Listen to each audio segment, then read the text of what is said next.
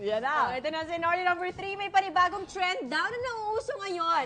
Ang crop top para sa mga boys. Bibili ba kayo nito for yourself or your partner? Dahil hindi ka-in pag hindi mo ito ginamit. Huwag natin gawin yan. There.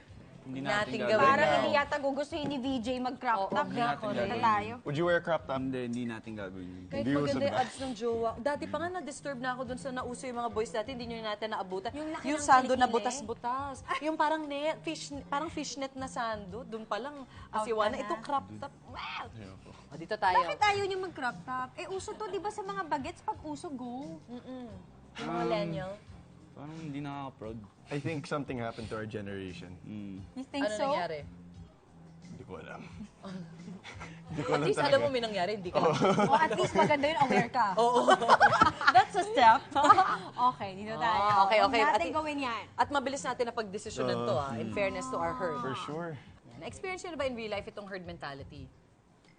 Di ba dati ito yung peer pressure? Ito ba yun? Oo, Mars. Ito Sa yun, diba? barkadahan, pag sinabi nung isa, kaaway natin siya. Kahit, Huwag niyo siyang papansinin. Tama, So kahit wala siyang ginawa sa'yo, pag binati ka niya, kasi kung di out ka sa grupo. Yes, ayun, tama. Kayo ba, uso ba yun sa inyo? Or pinagdaanan niyo din ba yung High ganun school with friends? days. High May school. ganun talaga. High school days, meron. Kasi barka-barkada siya eh, di ba? Kaya lang there's 5 gut feelings that you will feel inside that you should definitely listen to. Okay. May 5 eh. If you have a feeling na you have Sweet, to... salty, bitter. No, like, parang if you have a gut feeling to Yeah. help the person, dapat gawin mo. Tsaka, if you think it's not right, better safe than sorry. Don't do it na lang. So, when it comes to peer pressure, syempre, at yung mga kaibigan mo nandito, tapos you're saying, oy pare, gawin mo, okay lang, nandito kami. Sa starstruck ba niya, na-experience niyo yun? Meron ba kayong parang nag-lidera? Behind the scenes, out of Meron. Starstruck, syempre, we would hang out outside of GMA, and there are moments na, they're like, come over, let's do this. And it's up to you kung papayag ka or hindi. If you're gonna go or not. So never kang gumawa ng decision na parang dahil napilitan ka lang. It's always, you're always Well, syempre sure sa- na parang sa- ayoko o gusto ko. Sa Pasko, where back in my in Australia, I obviously have some, I was peer pressured into some things. Some things bad, some things good. Right. Pero that's the process of learning. Totoo naman. So at least naman you can pick yourself up, know what you've done wrong, and won't do it again. Parang mas makikilala mo yung sarili mo doon. Oo. Yung parang sumabay ako dito para hindi ako ma-out sa grupo. Pero at the end of the day, hindi ko talaga siya bet. Hindi ko na siya ulitin. Masaya ba ako? Natuwa ba ako? Oh, at saka you're gonna find out sino yung real friends mo. Tama. Okay, good. Ikaw, James, na-experience mo ba yan with work? Work, yung mas authority. Parang gawin mo yan. Parang magulang. Medyo. Ganun. Parang, ay, mga paninira, ganun. Ikaw yung sinisiraan? Or ikaw yung... Hindi. Naninira oo, ng iba? Tama. Ako, yung sinisiraan. So, naghahakot siya ng mga friends. Para siraan ka. So siya yung gumagawa ng herd niya. Siya yung gumagawa ng herd. Ina-attack ka naman ng herd. So victim ka lang.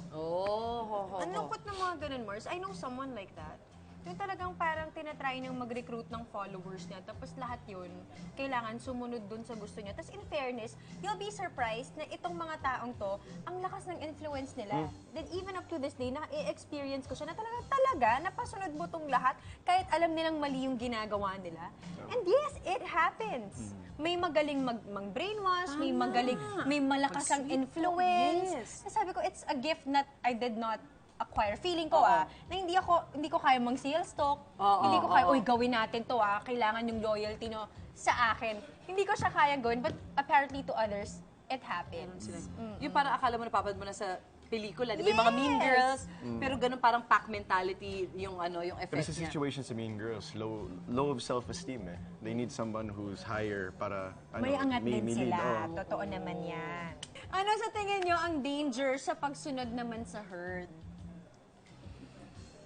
People can get hurt. Kasi for me skating, a lot of people say, oh, gawin mo. Tsaka, kasi maraming cars sa kalye eh. So, minsan nag-skate ako, tapos nag-peer pressure na i-bomb Tatawid. yung hill. Tapos may car pala. Oh. Pero for sure, like, I didn't get hurt, walang car naman. Kaya lang imagine kung meron, di ba? So, may mali. Okay. Tsaka pag sinunod, parang damayan. Pag yung sinundan mo mali, madadamay ka kahit wala kang ginagawa. Tapos Accessory pagdating sa to the dulo, crime. laglagan. Exactly. 'Di ba? Kung matira ang makatakbo, Yun, swerte. laglagan. Yung as usual, yung magaling magsalita, siyang lusot. Out. Oo nga. Nako.